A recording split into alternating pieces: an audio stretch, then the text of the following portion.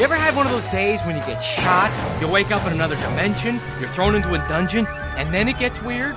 You will pay for this with every drop of your life's blood. And then you let me go? I'll take care of you every need. Define every. Okay, we got it. I don't even know your name. Naranya. Hippie parents. Fight! Fight to the death!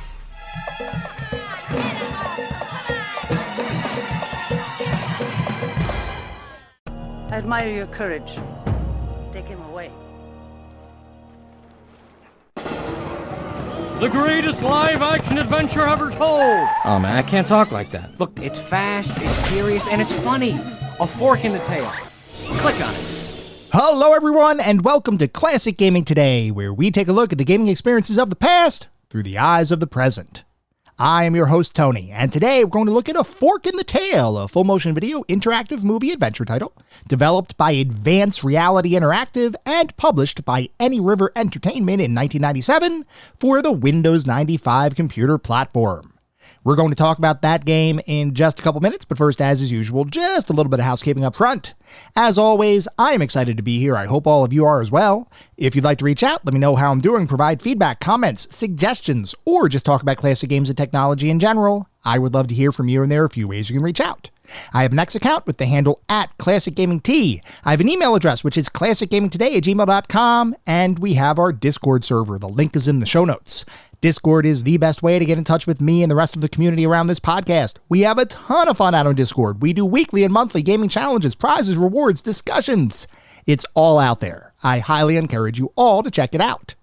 I also highly encourage you to check out our Patreon. It is patreon.com/classicgamingtoday. If you want even more Classic Gaming Today goodness, including a Patreon exclusive bi-weekly podcast expansion pack, patreon.com/classicgamingtoday is where it's at. I'd also like to give a shout out to our Pantheon patrons. They are ISO, Rich Senewal, David Morton, Sam Twardowski, Sean Oliver, and Maximus Marshall, Steve Novoselic, Wendell Jr., Chris Snowden, The Bay 101, Toucan Sam, Christopher Fose, Grayor, Snatch Bandicoot, NYC Lewis W., Martin Steiner, James Nunn, Yuzu Soda, Vince Gameplays, Hammond Egger, and Marek. Thanks to our patrons for supporting the show, and thank you all for supporting the show. Whether you contribute monetarily or simply listen on a regular basis, I truly do appreciate all of the support. Before we start diving deep into A Fork in the Tail, I thought it'd be a good idea to let everybody know why I chose A Fork in the Tail for today's podcast episode. And the simple reason behind that is that I love full motion video games. FMV titles is a genre of gaming that I have always adored. I remember seeing FMV in a video game for the very first time back in the early 90s. And at that point, I knew the industry was going to be changed. I had grand visions of controlling my own interactive movies where the limits of my imagination were effectively endless, and I could do anything on the screen and have it approach real-life fidelity. I remember sitting down to play these FMV titles, even early ones like Sewer Shark on the Sega CD, and I thought graphics and technology could legitimately never get better. I was in Nirvana. I loved FMV games. I still love FMV games. I still have such a fond, both nostalgia, as well as just a fond love of pretty much any FMV title. And I think the reason for that, because I know that my love of FMV gaming is not shared with the broader population. But I believe the reason why, for me, I have such a fondness for the overall genre, whether you're talking about full motion video cutscenes or interactive movies, or just FMV spliced in here and there within games. I think the reason I really love FMV in games is because I saw it as a way for the computer and video game industry to begin maturing. FMV was very prevalent in the 90s. FMV kinda came out of nowhere to really become as prevalent as it was back in the 90s. I mean, sure, you had FMV from an arcade perspective, and we'll actually talk about the history of FMV a little bit in a few minutes, but we had FMV in the arcades with the Laserdisc kind of games, and then when CD-ROM technology came out in the home and really became pervasive across most of the computer industry. You had FMV on CD-ROMs. But the fact is that FMV, when CD-ROMs really hit the mass market, FMV shot off. It took off like a rocket ship. And there were tons of FMV games made in the early to mid 90s, even into the later 90s. Some of those games were well known and well received, like the Tex Murphy series and Gabriel Knight 2. Others were well known, but maybe just a little bit less well received, like Phantasmagoria. Other FMV games were not. There are so many FMV games out there that I would venture a guess some of you, if not most of you, may never have even heard of, or maybe heard about in passing, but never actually thought, oh, that's a game that I want to sit down and start playing. Well, let me tell you, that is not a feeling that I get, because if I hear about an FMV game and it's one that I've never heard of before, you can almost guarantee that I will want to play it. And for a while now, I've batted around the idea of playing more FMV games for this podcast, and specifically more obscure FMV titles that I would think not many people have heard of, simply because I love FMV games. I first heard about Fork in the Tail maybe 10-ish years or so ago, and I didn't know about it at all when it first came out back in 1997. This game had been out when I was an avid computer gamer, and I can almost guarantee that if I knew about its existence, I would have bought it back in 1997 because it seemed to check all of the boxes for me. It had full motion video. It was spread across 5 CDs, which means that there must be a ton of content. You even had Hollywood in this game. Rob Schneider, funny man, Rob Schneider. And I only say that just because one of the advertisements for the game actually refers to him as funny man, Rob Schneider. So Rob Schneider is in the game. He provides the voiceover for the main character. And within the game, which is an interactive movie, there are a ton of different permutations for different choices that you might make, meaning that the level of interactivity within this game was supposedly much greater than what you'd see in other interactive movies, which might feature a couple of different choices and then branches that really don't deviate all that much beyond that. So there was a lot to like about A Fork in the Tail, at least from an overall feature perspective. And for somebody who loves FMV games, this feels like it'd be the game that you would want to play. So I decided I was going to do an episode on A Fork in the Tail. As I always do when I decide when I'm going to finally play a game, when I finally put a game out on my roadmap, I begin by looking at the history behind the title. And I did that for A Fork in the Tail, and then I discovered there really isn't much there. Typically, when I create a podcast episode, I decide on the game that I want to play, and then I look up some general overview information about the game. Specifically, I look at the historical context. I look at the developers behind the game. I look at the development story behind the game if it exists. If it exists, great, that gives me something to go on. If it doesn't exist, then I try to piece together a history based on the developers that created the game, or the publishers that published the game, or the people, the creative individuals that actually worked on the game, to try to figure out what is that connecting thread that really represents the history for a given title. Well, as I started researching A Fork in the Tail, I followed my traditional process. I first looked up A Fork in the Tail, and there's really not much there. So then I started looking at the credits for many of the game's actors. Its writer and director, Rob Lay, had a very brief, actually this was not even documented on IMDb, but apparently there was an interview where he said that he worked on both The Lord of the Rings and The Hobbit series of films, which is awesome. I can't find any proof for that other than his interview, but I have no reason to not believe him. I looked at the art department, I looked at its composer, I looked at all of the other cast and different people in the game, and other than Rob Schneider and Rob Lay and Caroline Green, who was the special effects person and actually went on to work in the special effects department for several other high-profile effects-laden films in the early 2000s, like The Day After Tomorrow. Other than those 3 people, I cannot find a single thing about anyone. Everybody appears to have only worked on this one game and then disappeared. Even looking at the game's development and publishing companies, the development company, Advanced Reality Interactive, the publishing company, Any River Entertainment, absolutely nothing about any of those companies. Other than Rob Schneider and the couple of people I mentioned already, this seems to have been a one-and-done affair for nearly everyone involved in the game's production. And after reading reviews, which we will get to later on, it seems pretty obvious why this was the first and only release for most of the people involved in the creation of the game. Despite that, though, I was curious because FMV often gets a bad rap, and I know that I think about FMV titles differently than most people. So as I sat down to begin playing A Fork in the Tail, I was still hopeful that I would have a good time playing it, and hopefully could relay that good time to all of you. Whether my hopes were met or not is another story that we'll discuss later, but that's the context behind why we're looking at this particular game today, and it is why we're now going to begin diving deeper into the limited history behind A Fork in the Tail.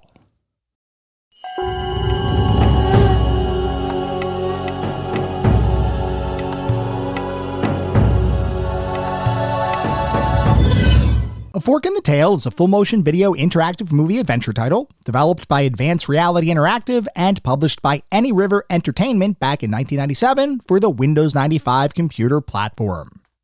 Before we can start talking about A Fork in the Tail, we need to take a brief detour to talk about the history of full-motion video in gaming, a topic that, like I mentioned earlier, is something that is dear to my heart. I love FMV in gaming. I remember the first time I saw FMV in a game was Dragon's Lair in the arcade. Now, I will admit that I was a little young around the time that Dragon's Lair came out. I was born in 1981, so when Dragon's Lair came out, I was pretty young. But when I started going to the arcade a little bit more regularly, and this was probably when I was around 5, 6 years old or so, I remember seeing this machine that looked like an interactive cartoon, and I remember thinking to myself, that looks awesome. Remember, I was a young kid at this time, so cartoons were something that I really, really enjoyed, and I saw what was effectively an interactive cartoon playing out in front of me. At the time, I didn't realize what the technological wizardry was that actually made that happen. I didn't realize that what the game really was just a bunch of stitched together video scenes or pre-animated cartoon segments that were included on a Laserdisc that was played back on a Laserdisc player, where depending on what choices a player might make, different video sequences, different pre-recorded animated sequences would play out on the screen. Because as I was watching people play this game, I was transfixed. It looked like no matter what those individuals did, the video would respond accordingly. It felt like a true interactive cartoon, and I was truly enamored. I continued to seek out other similar kinds of opportunities, both in the arcade, where you would see other FMV Laserdisc-based games start coming out, as well as in the home once the CD-ROM technology of the earlier 90s really became prevalent across the entire computer and video game industry. I do have to take a brief detour, though, to go back to the arcades, because I would be remiss if I didn't mention American Laser Games as one of the formative and foundational reasons why I love FMV in gaming. I thought that Dragon's Lair and games like Dragon's Lair, where you basically had interactive cartoons, I thought that was amazing. As I got a little bit older, though, I started to see other full-motion video types of games appear in arcades. And specifically, I started to see American Laser Games start to release their actual actor-recorded films. These were real people performing in these games. It wasn't just an interactive cartoon. These were true interactive movies. And I still remember the first time that I saw Mad Dog McCree, which was one of American Laser Games' earliest titles. I remember the first time I saw Mad Dog McCree on a gigantic monitor sitting in my local arcade. I thought, what the heck is this? It was an actual interactive movie, so you better believe that I was going to play it. I picked up the gun out of the holster, the light gun, and I aimed at the screen, and as different things played out on the screen, I would shoot the bad guys, or at least I'd try to shoot the bad guys. I would try to avoid shooting the good guys, and then I would try to save the day. It was such an amazing, amazing experience. I spent so much money on Mad Dog McCree. I did eventually beat it in the arcades, and I will say that I played it so much. This is true. I played it so much that I could pretty much recite every line of dialogue from the game. I know exactly what to do in every single scene and permutation of scene from the game. I am probably, I'm gonna make the declaration. I am probably the biggest fan of Mad Dog McCree in the entire world. I'm sure there's somebody out there that is like, no, I am the biggest fan of Mad Dog McCree. But I mean it. I am a huge fan of the title, and I just loved everything about it. So when games started to show up in the arcades that had actual acted out scenes, when you had real people taking on parts and creating true interactive movies, from that point forward, I was hooked. And then you had the CD-ROM based technology that started to become pervasive across the video and computer game industry, really driven by titles like Myst and Seventh Guest, where you didn't just have an interactive movie. It wasn't just picking from different scenes or you shoot something on the screen and something different happens. Now you had full-fledged games with a ton of more interactivity, but they had full motion video sequences included within them, which gave you the best of both worlds. You had the full motion video pre-recorded scenes that I loved and thought was literally going to be the future of the entire gaming industry, but you also had the interactive elements that came along with traditional games. In Myst and Seventh Guest, you had very traditional, well, I guess what would become traditional, but wasn't quite so traditional back when they first came out because they really were trendsetters, but you had what would become traditional first-person perspective puzzle adventure gameplay. And then you splice in the FMV sequences. I was in heaven. Both the Seventh Guest and Myst would be insanely popular. And as you might imagine, with anything that becomes very popular, you're going to have a lot of people that attempt to capitalize on that popularity. And that is exactly what happened with full motion video and gaming. As people started to see these bigger profile games make tons of money and sell tons of copies. And you started to see, because of the popularity, you started to see CD-ROM drives become staples in many computers, and certainly in any multimedia computer that you might buy. There were a ton of different companies that would come out and say, well, hey, I better make a full motion video game. I better get FMV in my title because FMV was selling and they wanted to sell as much as possible. The other interesting thing about full motion video in gaming is that even back in the early 90s, the barrier to entry for creating an FMV title was much lower than a lot of other games that might have been out there, because you could technically just film a bunch of sequences, stitch them together into a pseudo-interactive movie, and then put some light interactivity sprinkled in throughout the entire experience and call it a day. You didn't have to hire animators. You didn't have to hire concept artists. You didn't have to hire actual pixel artists to create the scenes in games. You didn't have to do all of that. If you had a camcorder, technically, you could probably create a full motion video game, as long as you had some technical know-how or somebody with some technical know-how to stitch it all together into a playable experience. Now, I'm not suggesting that it's easy to create an FMV game, but there is a reason why so many FMV titles were released in the early to mid-90s, and why many of them were considered low-effort kinds of titles. At the same time, there were also games that I would consider to be fairly high quality, but were just not all that well known, simply because full motion video and gaming was so broad that there were so many games released, it would be almost impossible to keep track of all of them. You had series like the Santa Fe Mystery series, which were 2 games. There was the Elk Moon Murder and Sacred Ground, I think, were the 2 games in the Santa Fe Mystery series, which I absolutely adored. It made me feel like an actual detective trying to piece together a case. You also had the Virtual Murder series, which was a little bit older. Actually, interestingly, if we take a look, we may actually do an episode on either the Santa Fe Mystery series or the Virtual Murder series, or maybe a combination of all of them, because if you look at the heritage of those series, the Virtual Murder series came first, and then the same people that worked on the Virtual Murder series, like Who Killed Brett Penance, I think it was, and Who Killed Sam Rupert, there were 4 games in the Virtual Murder series, and they were kind of situated or kind of created as this interactive detective experience where you would ask questions to different people, different suspects. They would give you FMV responses. They were all filmed, of course. And then there were some other interactive elements. You would be able to look at notes and different artifacts to help you try to solve each individual case. These games, the Virtual Murder series, actually evolved eventually into the Santa Fe Mystery series with the same exact person working on both of those game series. So there's a reason probably why I like both, because they are very related to one another and actually share the same common DNA.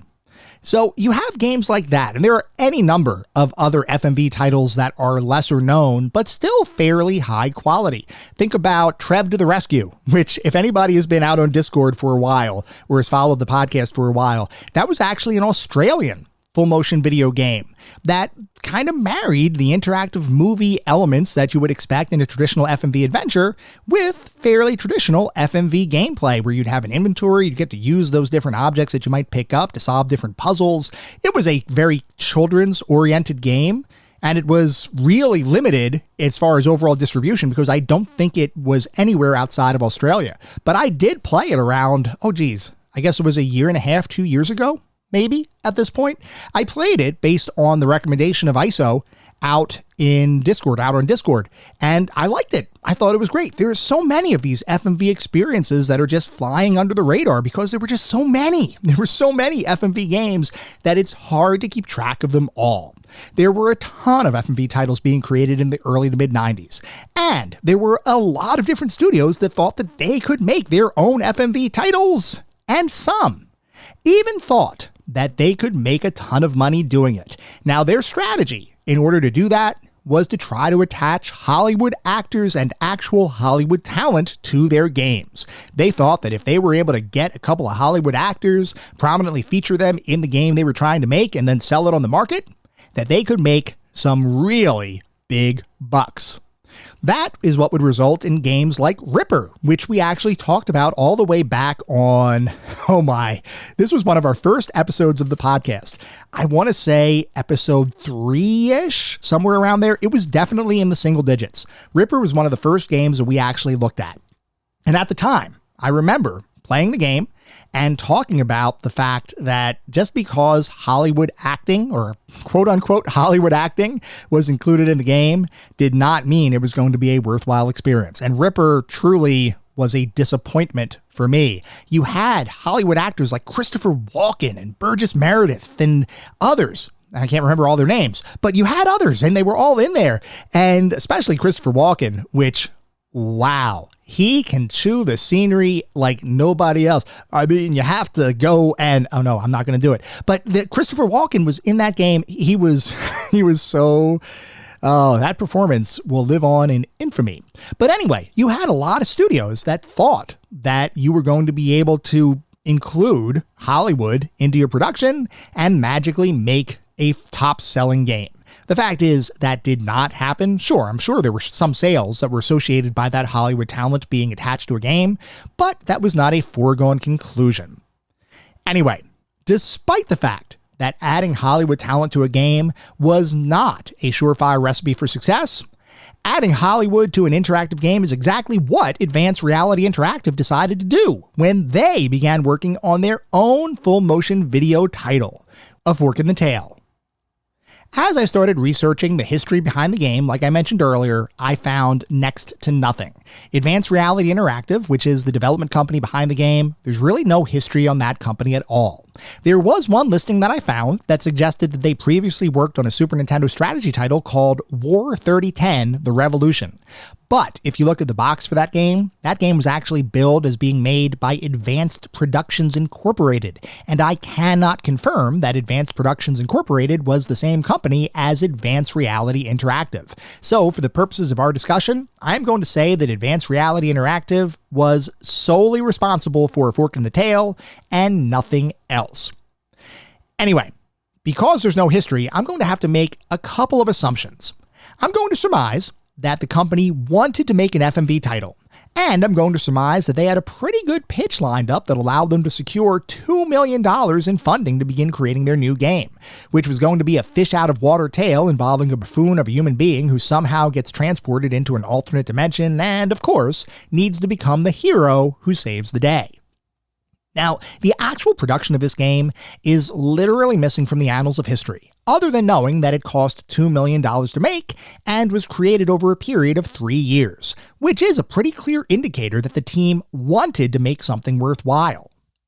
Everything else, from the way the game's immersion engine was created, to the circumstances involving Rob Schneider getting attached to the project, to pretty much everything else about the game's creation, is entirely unknown. Now, I don't want to speculate about history, so instead, I'll provide some context around different observations that can be traced back to actual fact. The first being that Rob Schneider being included in this game was not necessarily a surprise. Up to this point in history, Rob Schneider's career had consisted of his stint on Saturday Night Live, as well as some small parts in movies like Demolition Man and Home Alone 2. He also, interestingly, provided voice work for the FMV version of Pinocchio out on the computer, which, by the way, is yet another obscure FMV title that holds a place on my shelf. I actually have a boxed copy of that game, even though, admittedly, I have not played it yet. And of course, beyond those efforts, he would star in A Fork in the Tail. At least his voice would star in A Fork in the Tail, because, and this was something I found interesting, throughout the entire game, the game is presented in a first-person perspective, which means you never actually see your player character.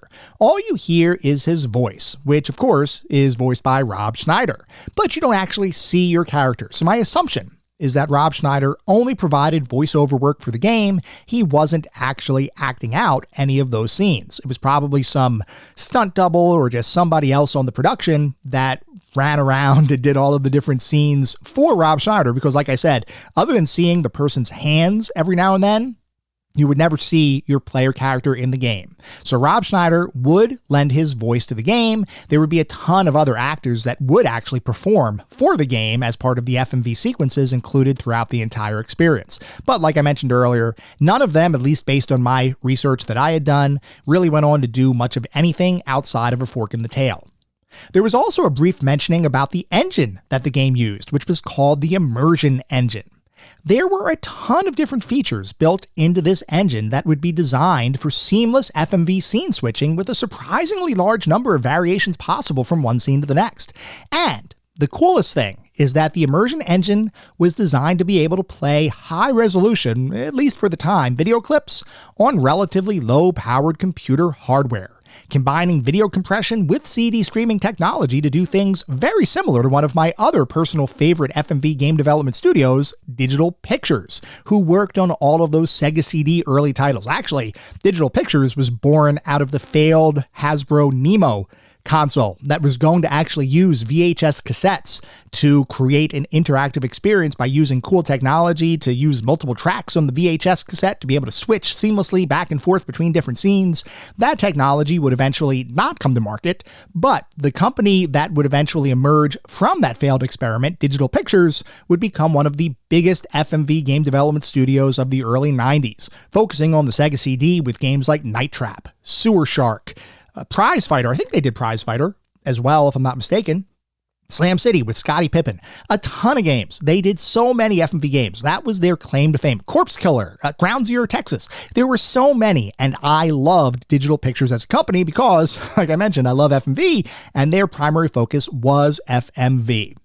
Now, the interesting thing is that all of the technology that Digital Pictures created with their game engine is super simple in comparison to the Immersion Engine, because the Immersion Engine, not only did it allow for branching narratives and even action-based sequences, which we'll talk about in a little bit, but it also allowed for a simple spell-based system for pseudo-magic use, as well as FMV dialogue options reminiscent in some ways to the Broken Sword series, with icons and graphics used instead of text options, and it also included an inventory system of sorts to be able to play as you continue to go throughout the game.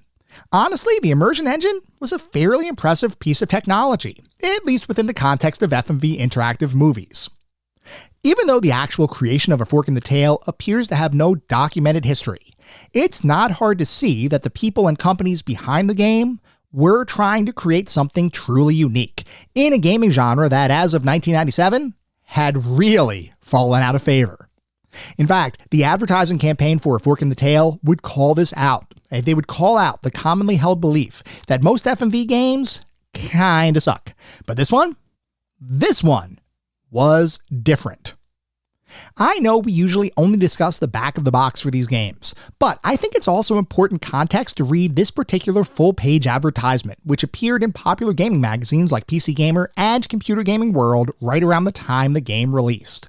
So, That advertisement reads, "Think FMV sucks? Think again. Think about fast, seamless 15 frames per second video, even on a 2-speed drive. Think about an immersion engine projecting live action so fast, you'll make split-second decisions just to stay alive. Think about 5 CDs packed with adventure, puzzles, and special effects. It's all in A Fork in the Tail, the new game that's so fast, so interactive, you're killed 6 times in the first 10 minutes. If this game doesn't change the way you think about FMV, nothing will." And then there are some screenshots on the advertisement, and there are some captions of that, but I do want to read one other piece of this advertisement, which has Rob Schneider's face, literally his disembodied head, just sitting there in the corner.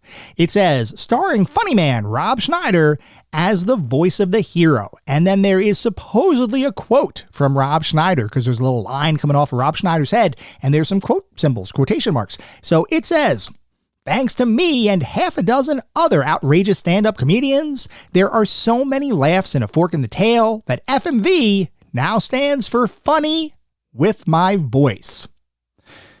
I don't know what to feel about that.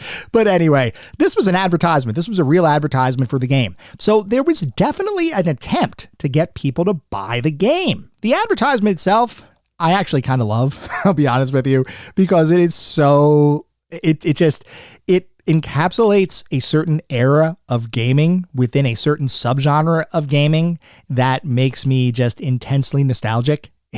All of these full motion video games that were coming out, they all tried to distinguish themselves. They all tried to market themselves as something super special. Seeing this advertisement, I will admit, I kind of love it and I want to play the game, even though some of the advertisement itself, like the whole Rob Schneider quote, is so cringeworthy. FMV standing for funny with my voice. Yeah, I don't know. The content of the advertisement doesn't sell me, but the overall feeling of the ad really brings me back to that era of gaming when FMV games were everywhere. And from that perspective, I kind of love it. Anyway, eventually A Fork in the Tail would release to gamers in North America in February of 1997, giving everyone a chance to see if A Fork in the Tail's advertising was accurate. Would A Fork in the Tail use FMV better than other perceived shovelware to become something more? Well, the short answer to that question is no. No, it would not, as critics would pretty universally pan the title, with many declaring funny man Rob Schneider to be, not funny, and others complaining about the repetitive nature of the FMV sequences, limited interactivity, and surprisingly difficult gameplay given most of the game boils down to a set of QuickTime event-styled choices.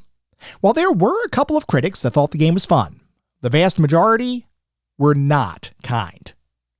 The game buying community was even less kind, as A Fork in the Tail would sell less than 1,000 copies after its release, enough of a flop to cause the companies associated with the game, Any River Entertainment and Advanced Reality Interactive, to have to shut down their offices, effectively going bankrupt just a couple months following the release of the game.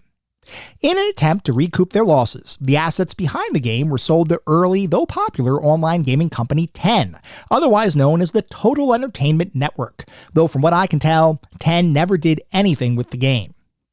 Years later, famed FMV remastering company Digital Leisure would also acquire the rights to A Fork in the Tail, with the intention of creating a DVD version of the title, which for all intents and purposes would have been the definitive version of the game, given the higher quality visuals that DVD video provided. Unfortunately, unlike Digital Leisure's efforts to bring various Don Bluth FMV titles back to life, like Dragon's Lair and Space Ace, or their efforts in introducing American Laser Games gameography to a new generation, titles like Mad Dog McCree and Crime Patrol, the company would have absolutely no luck re-releasing A Fork in the Tail to the masses, and as far as I'm aware, there are currently no plans to remaster and release this particular FMV title in the future. Which, from my perspective, is a shame, because even though FMV titles can be a bit derisive and can occasionally suck, and even though I know that I personally have a soft spot for even the schlockiest of FMV games, I still believe that games should, in general, be preserved. I'm not saying every game should be played, mind you, but my interest in history drives me to learn about everything I possibly can, And to see the history behind certain games, and even the games themselves, become so rare that they are effectively forgotten entirely, is something I wish we could collectively avoid. As it stands, A Fork in the Tail, while not totally forgotten, is certainly the kind of game that many gamers might feel should have never existed in the first place. Are those gamers right? Well, that's just one of the questions I'll attempt to answer as we begin diving even deeper into A Fork in the Tail. What a beautiful day. I wish I could whistle or something, you know? Oh, I'm terribly sorry. Oh, Thank you. brother, we gotta get out. It's all right. It's just that I think you took a little bit of skin with you, that's all. Give me the band. No, I can't give you the band. No. We gotta get out of here. We gotta get out of here. No, Get that band! Violence? Okay, I'm in trouble. What am I supposed to do? Okay, stay calm. Don't urinate. She bumped into me, too, but I just blew it off.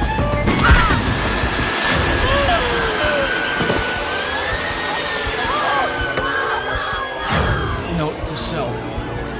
Run faster. We are now going to shift to start talking about what it feels like to play A Fork in the Tail today versus when it was released all the way back in 1997. A Fork in the Tail is, like we've been talking about, an FMV interactive movie, and some of you might have a preconceived notion about what that phrase might mean. You might be thinking something like QuickTime Event, Limited Interactivity Schlockfest. Or you might be thinking something like poorly constructed attempt at a Hollywood-like production. Or maybe even something like blatant attempt to cash in on a 90s era gaming fad. And yes, while those phrases can apply to most FMV interactive movies, and in some respect also apply to A Fork in the Tail, I'm here to tell you that initial perceptions can be deceiving, because while A Fork in the Tail is an interactive movie, and features the same common maladies of many other FMV titles, when you play the game, you'll see pretty clearly that the developers behind the title were not simply trying to make a quick cash grab without any redeeming value. Were those developers successful in actually making a good game? Well, the answer to that question is a little bit more complicated. So let's talk about A Fork in the Tail. We're going to start by talking about the general structure of the overall experience. Like we've been talking about, A Fork in the Tail is an interactive movie, which basically means you will be watching a bunch of different filmed sequences throughout your entire playthrough. And as different filmed sequences play out, you'll then be given the option to choose one of several different actions to undertake, depending on what that scene is showing. These actions are shown as icons appearing across the bottom of the screen whenever you have a verbal choice to make, along with a brief description of what action that icon might cause to happen. Very similar in some ways to the brief text descriptions in Tex Murphy games, where when you're in a dialogue with another character, you never quite know what Tex is about to say, but you know it's going to be roughly in the ballpark of the description that you select. As an example, you might see a response in the Tex Murphy games be something like sarcastic PI reply. You don't know what he's going to say, but you know it's going to be a sarcastic PI reply. Similar kind of situation here with A Fork in the Tail, where an option might be wisecrack, or it might be comfort, or something like that. And then Rob Schneider will do his absolute darndest to actually convey actual emotion in his voiced dialogue. We're going to talk about Rob Schneider a lot in this episode. I apologize for anybody who may not like funny man Rob Schneider, but he is an important part of this overall experience. Anyway, picking from the actions that appear on the screen will result in a switch to the video sequence that you're watching, like early in the game where you have a choice between helping a woman who's being attacked by a group of armed assailants, or simply running away to try to save your own skin. In these instances, a correct choice will move you forward in the story, while an incorrect choice will, perhaps unsurprisingly, make you fail and have to restart that part of the game. Very similar to the QuickTime event-driven gameplay of titles like Dragon's Lair, where you really only have one path forward and you need to figure out that one option in order to continue forward in the game. So yes, you have some choice, but in reality, you have to make the right choice in order to continue playing the game. And actually, before we continue, I would be remiss if I didn't mention that the game features 3 different difficulty levels, and from what I understand, the 2 lower difficulty levels will automatically progress you past some of the more challenging events after you fail a few times, while the hardest difficulty will not allow you to progress unless you actually get it right, and also features additional bonus segments not found in the other difficulty levels. Because I wanted to experience all of A Fork in the Tail, I chose to play the game on the hardest difficulty settings, which honestly didn't seem that bad for the most part, except for some very tedious sections of the game that we'll talk about later on. Admittedly, I did not spend any time trying the easier difficulty levels out, so I don't know how different they may feel to play in comparison to the hardest difficulty. But I will say that the hardest difficulty settings don't really make the game unapproachable or too hard to play. It's not like you need to build up your skills to play this one at harder difficulty levels. You can simply play the game and experience everything it has to offer. Because of the additional scenes included in the hardest difficulty mode, I do recommend you play the game on hard, because the challenge isn't too bad, and the extra content is something I personally wouldn't want to miss. I think. Anyway, outside of the Dragon's Lair-esque right choice, wrong choice situations, you also have a number of other potential interactions that may take place as you play the game.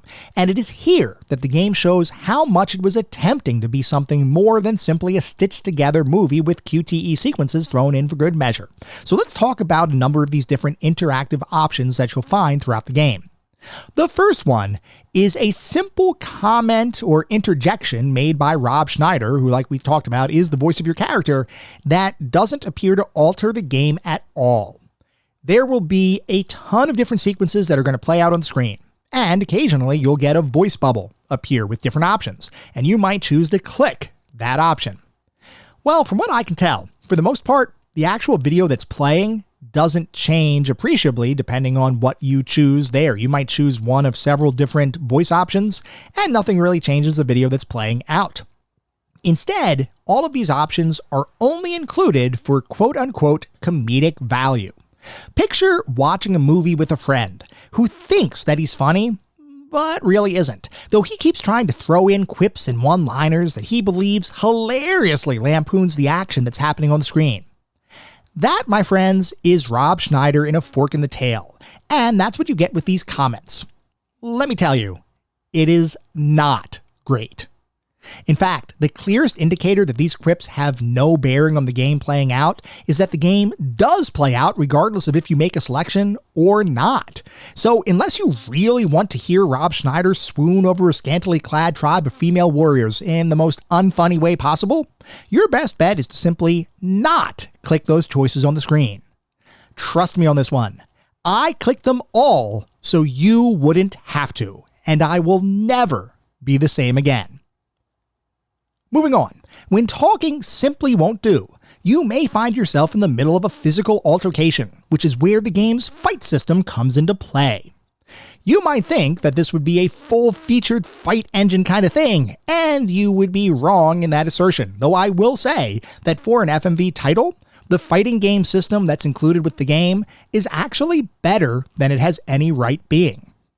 As you would expect, given an interactive movie, you're going to see different potential moves play out on the screen. So let's present a hypothetical situation. Let's say you're fighting a guard on the screen. That guard is going to have one of any number of video sequences play out. And as that video plays out, you might see different icons appear on the screen. You might see something that looks like almost a jagged star kind of icon. That means that you could potentially punch or attack that person in the area of their body that star is appearing. Or you might see arrows, which indicates that you could move in that direction and potentially avoid an attack. Or you might see something that looks a little bit like a filled-in rectangle, which is where you can potentially block an attack. I think it was a rectangle, it might have been a circle, but it was a filled-in geometric shape. If you click that, you could potentially block an attack. These are all kinds of things that are built into the game, and while this is not a full-fledged fighting game engine, I did appreciate the fact that there were different interactions that you could have with each of these video sequences, and sometimes certain interactions play out differently than what you might expect. Even beyond that, you also have an energy meter and a life meter. The life meter is represented by stars. So your goal is to deplete the opponent's star meter, their life meter, before that opponent depletes yours. If you do, then that means that you win the fight. There are several fights included throughout the game. And actually, before we move on, I should mention the energy meter because I literally just mentioned it in passing. But the energy meter is there to control how many times you can potentially make a certain move. If your energy meter fully depletes, then you effectively get knocked out. Same as your opponent. Though I never really got There was only one time as I played the game, there was only one fight where the opponent's energy meter actually got fully depleted. And that was kind of a repeat version of the fight. I have read that if the energy meter gets depleted in certain fights, that's actually not a good thing. Like if your opponent's energy meter gets depleted, it doesn't actually let you win the fight. It simply resets the fight for you to try again and to try to deplete their star meter instead. I didn't personally experience that degree of gameplay. Like I said, there was only one fight where I actually did deplete the energy meter for an opponent. And the way that works is if you block a move or you move out of the way and a move misses from your opponent, their energy meter will start to decrease. And if you effectively, or if you accurately block an attack or move out of the way, your energy meter will increase.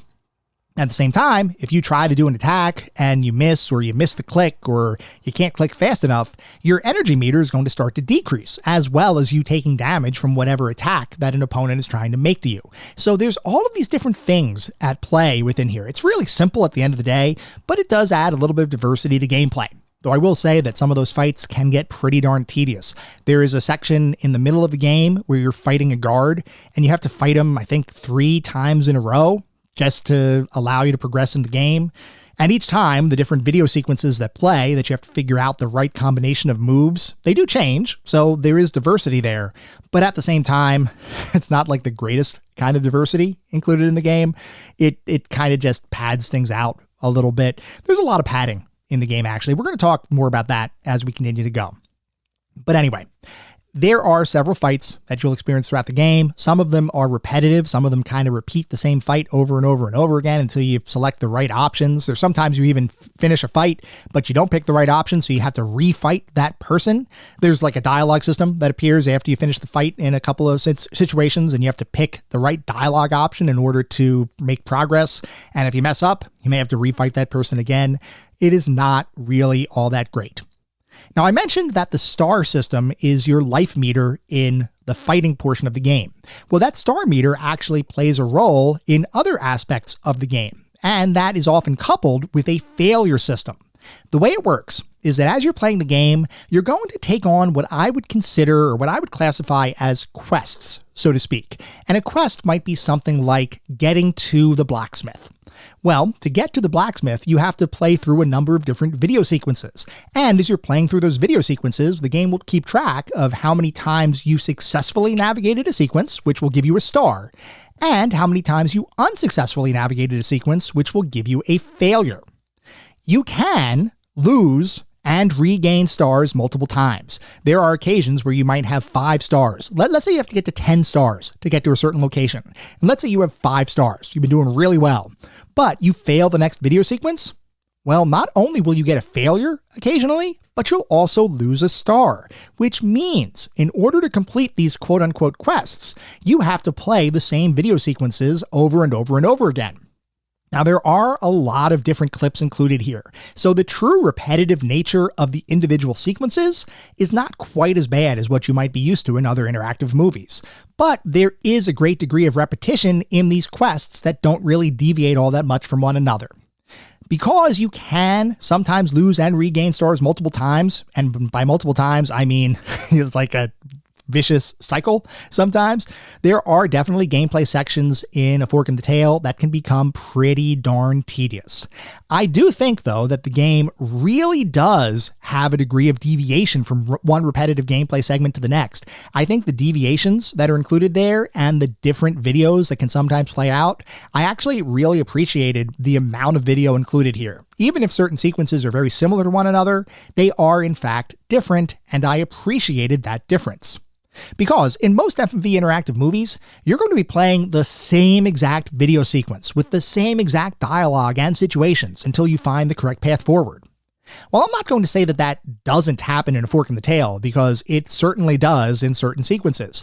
There is a much greater degree of variety and randomization included here, making it so that even repeated attempts at certain sections of the game feel somewhat fresh, regardless of the fact that you are, at the end of the day, repeating the same segment or dying at the same part of the game. Especially at the beginning of the game, though, the degree of variation is tremendous, and I thought it was an awesome touch to have so much variability interjected into what is traditionally a fairly static genre of gaming. The amount of filmed content throughout the game is vast, and while later sections of the game fell more into the ultra-repetitive trap of many FMV-based QTE titles, the early game in A Fork in the Tail is surprisingly refreshing. And that's a good thing too, because you will die quite a bit while playing the game, often for no reason other than a missed button press or an occasional bad guess in a tricky situation. There are actually several different degrees of death, where sometimes failure might simply set you back to the beginning of your current sequence, while other times you may be declared truly dead before being revived and having to navigate your way through an underwater scene to return to the shore of the island where your adventure is taking place. And let me tell you, that underwater scene can be really irritating until you figure out the trick to always guess the right answers to the QuickTime events that appear on the screen. The way it works is you will see a bunch of different filmed sequences of fish swimming around in an underwater scene.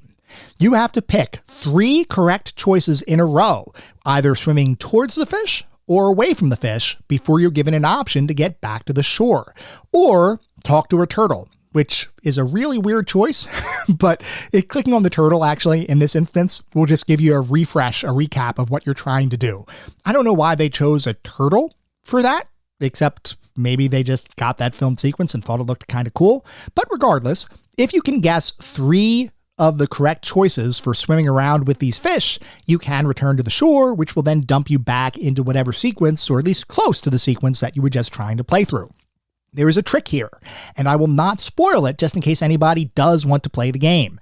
But the trick is, and I will just give you a general hint, listen. Listen to your environment, and you will find out that there are certain directions that are not good and certain directions that are.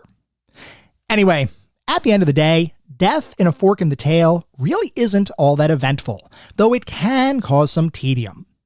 Luckily, the game features a pretty great autosave system, except when it's trying to screw you over, which we're going to talk about later on. And the game does offer a manual save system, which I thought was useless given the game's autosave capabilities, but is instead very valuable in one particular section of the late game, which once again we're going to talk about in a little bit.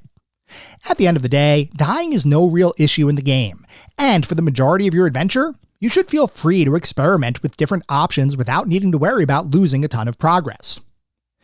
Anyway, moving on to more of the kinds of interactions you'll encounter throughout the game. There is a dialogue system, like I've been talking about. Now, one of the cool things about the dialogue system is that there are different video sequences that may play out, and occasionally a little icon with a remember. I think it says remember on the screen actually, but just in case, there's an icon that appears that basically means you need to remember this interaction. If you click remember on the screen as that video sequence is playing out, that will be added to your list of dialogue options when you're talking with different characters. Now, some options don't apply to certain characters as they would in any adventure game, but I did think this was interesting and that you had to actually interact with different video sequences to build up the dialogue tree that you'd eventually be able to use as you talk to other characters in the game. There's also skills that get added to that dialogue tree as well, things like care, help, and true power. And there are occasions within the game where you have to pick the right skill in order to progress the overall dialogue. There's also a spell system included in the game with 6 or 7 different spells to use at very specific sections of your playthrough.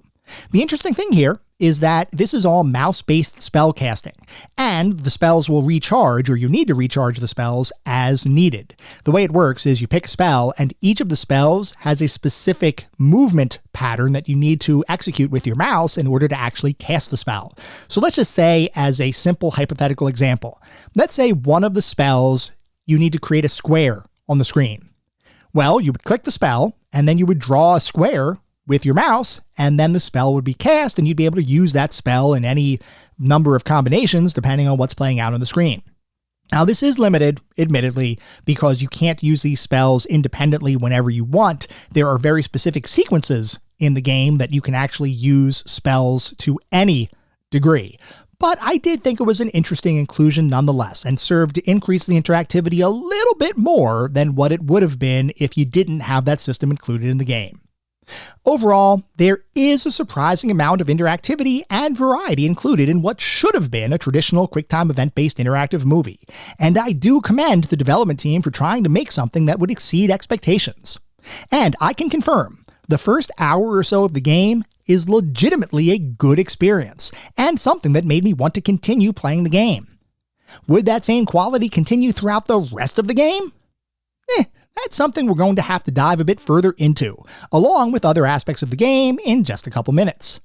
First though, as we always do, we need to take a look at the back of the box, because as you all know, I love looking at the back of the box for these games. I love learning how different companies marketed their titles, especially in the era of gaming that we typically look at. Back then, we didn't have a pervasive internet. We didn't have YouTube with gameplay videos. Back then, when we made a buying decision, it was often based off of word of mouth from family and friends, reviews we may have read in magazines, and what the box actually looked like sitting on the store shelf. Did the front of the box make the game look cool? If so, we'd pick it up. Did the back of the box make the game sound cool? If so, we might purchase it. If not, back on the shelf it would go. So, for a fork in the tail for the Windows 95 computer platform, the back of the box says, "Laugh in the face of danger," with funny man Rob Schneider as the voice of the hero. I was just returning a video when all of a sudden, there she was, the woman of my dreams. The next thing I know, I'm duking it out with 3 dudes in cheap polyester suits, getting shot in the chest, and waking up in some parallel world called a Severon. As if that weren't enough, I've got to solve the centuries-old mystery of this primitive place, avoid death by just about every possible means, and save my sorry hide, not to mention the planet. But hey, how bad can it be? The babes are wearing fur bikinis.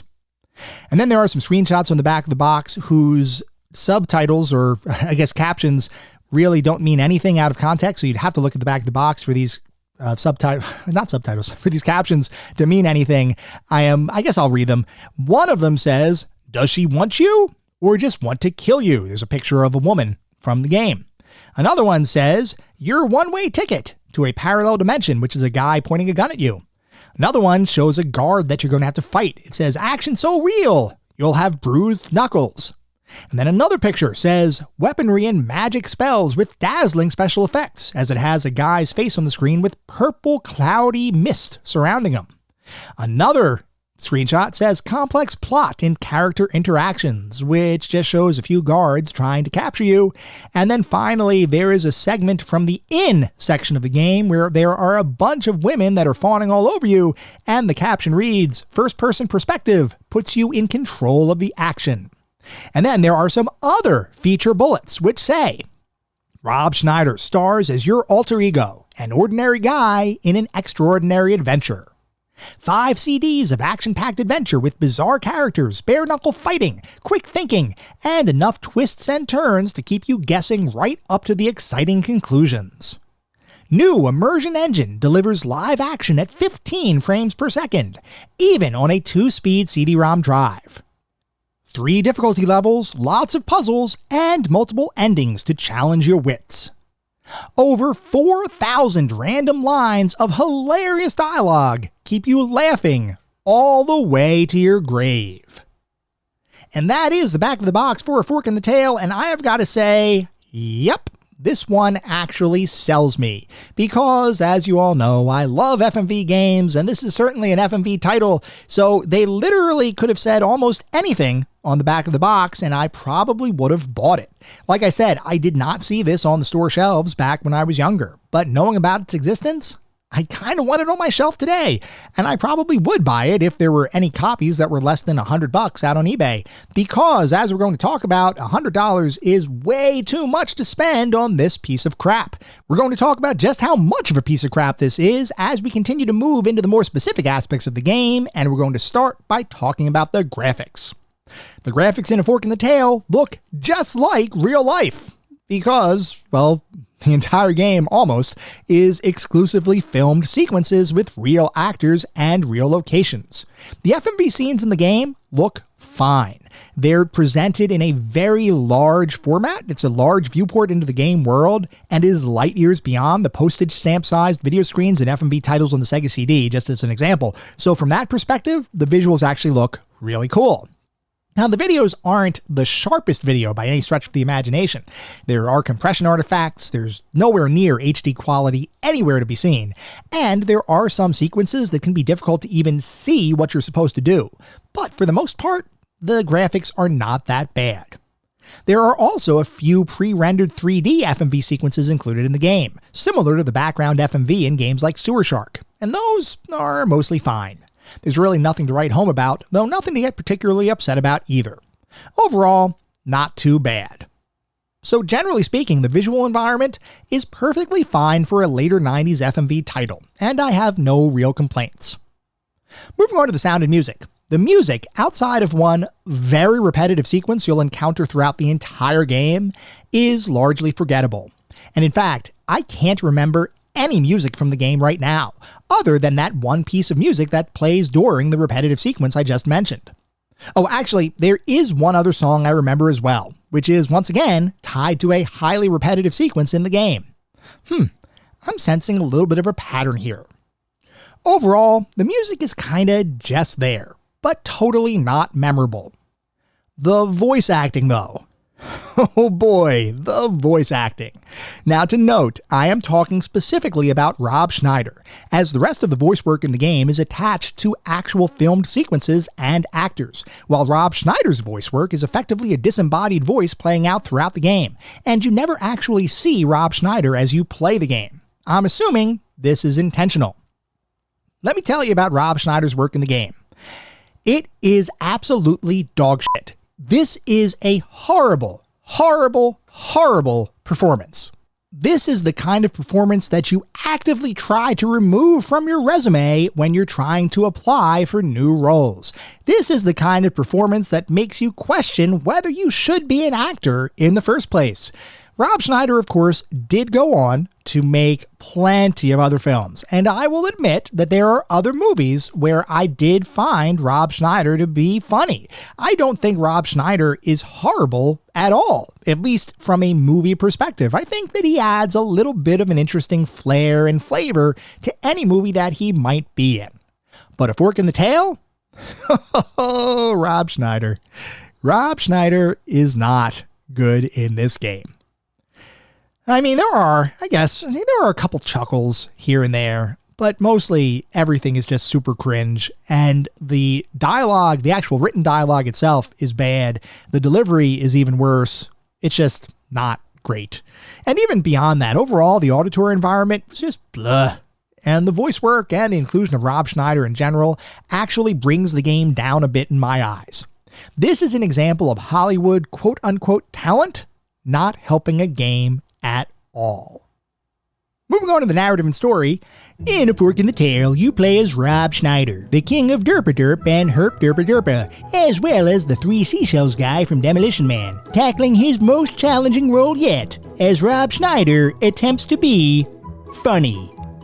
In A Fork in the Tail, you have to... I'm sorry. I don't know what got into me there, but what was that? Anyway, in A Fork in the Tail, you play as a man who gets shot while attempting to save a young woman from a group of armed assailants.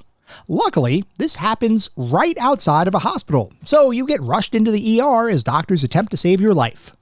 Unluckily for you, as you're battling for your life in the real world, you get whisked away to an alternate dimension known as a Severon, where you have to take on the role of unlikely hero in the midst of a land full of villainy and corruption.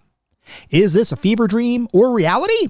You'll have to be the judge of that, as you battle evil guards, solve confounding riddles, and help a kingdom in distress to, hopefully, overthrow the evil monarchy that's attempting to break through to the real world, one magical relic at a time.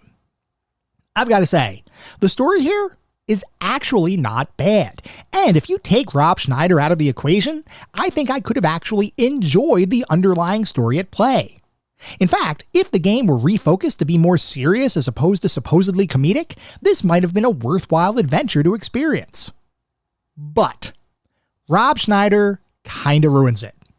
Remember my analogy earlier about the unfunny friend making constant quips while you're trying to enjoy a movie?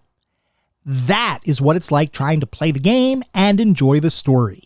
You want to get involved, but your pest of a friend keeps pulling you out of the moment, so much so that you want to turn to them and just punch Rob Schneider in their ridiculously punchable face and tell him to shut the fuck up.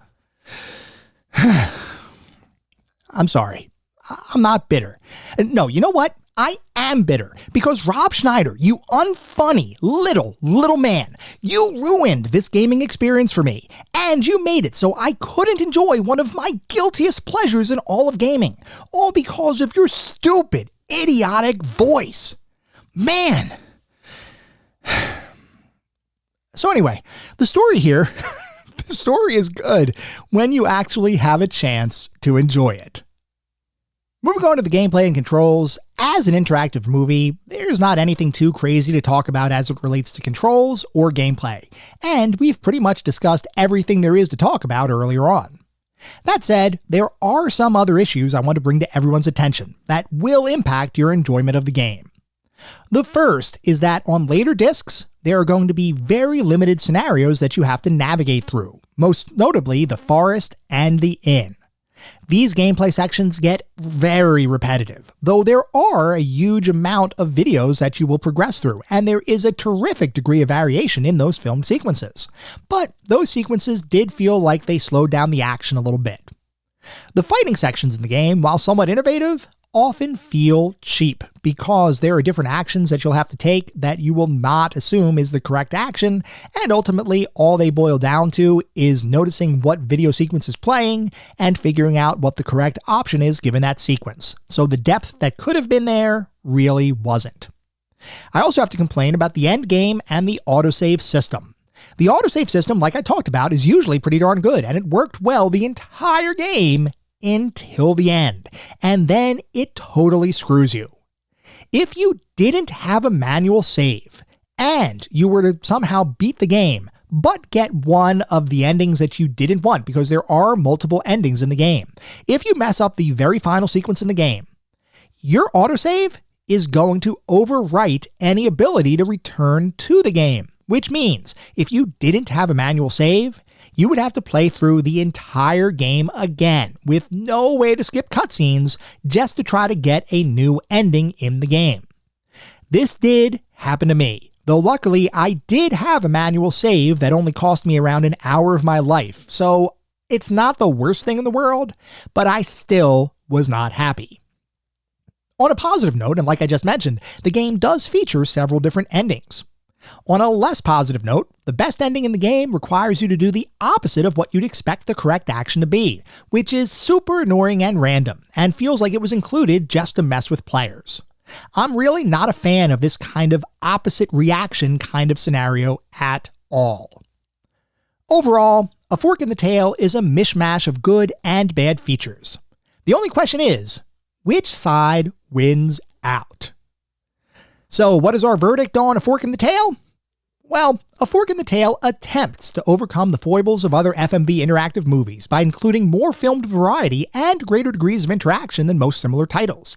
And in many respects, this works in the game's favor, as I believe it had the makings of a worthwhile FMV experience. And then Rob Schneider spoke, and it was all downhill from there. Seriously, I know I must sound like a broken record, but this is an example of one decision causing an entire game to degrade in quality, and because you'll be questioning your life decisions as you hear him read quip after quip of unfunny dialogue, other aspects of the game will start to suffer as a result. You'll start to notice the more tedious gameplay sections, just a little bit more, because Schneider himself is tedious to listen to. You'll start to notice the lower quality acting, at least for certain roles, just a little bit more, because Schneider himself gives nothing for other actors to play off of. They'd get more emotional responses out of a wooden 2x4. It almost feels like adding Rob Schneider was an afterthought entirely, and that the game was never intended to be funny in the first place. Well, the good news is that the game is still not funny, even after adding Rob Schneider. The bad news is that the entire game is a worse experience because of that decision. That being said, the game is not a total train wreck. It's just a nasty collision, which is why A Fork in the Tail is definitely deserving of its spot in our list of mediocre mentions. I can't recommend anyone to play the game, really, which is a shame, because I do believe there are good elements here. It's just that any potential goodness is overshadowed by the miniature man-sized presence of Rob Schneider, which is an issue that simply cannot be overcome. Because the somewhat higher quality sections of the game partially offset my sheer disdain for Rob Schneider's performance in the game, A Fork in the Tail becomes one of those titles I cannot recommend, but also can't entirely vilify, which is why A Fork in the Tail is ultimately deserving of its spot in our collection of mediocre mentions. Hey, what do you say we just kill him and call it an accident? 'Cause it's mean? Yeah. Whoops! Hey guys, quit clowning around and bag him! One more look at the sky. The dungeon's pretty dark. Dungeon? It is now time for this week's set of gaming challenges, and they are all, of course, focused on A Fork in the Tail. Your first challenge, worth a single coin, is to simply reach the land of Severon. This happens very, very early in the game if you can deal with Rob Schneider for literally around 5 minutes, which could be challenging. But if you can do it, you will earn 1 coin. Your second challenge is to swim with a turtle. Like I mentioned, occasionally when you die, you will have to return to the shore by going through and swimming with some fish, and eventually you'll find a turtle. If you can find that turtle, you will earn 2 coins. And then finally, your third challenge is to simply advance to Disc 2. There are 5 discs included in A Fork in the Tail, and the first disc is pretty darn decent. If you can make your way to Disc 2 and then shut the game off because you should not continue, but if you make it to Disc 2, you will earn 3 coins. As always, post proof of your accomplishments out on the CGT Gaming Challenges channel over on Discord. Good luck! You're going to need it. Centuries ago. I know all its secrets. Passages or gossip? I just want to get out of here.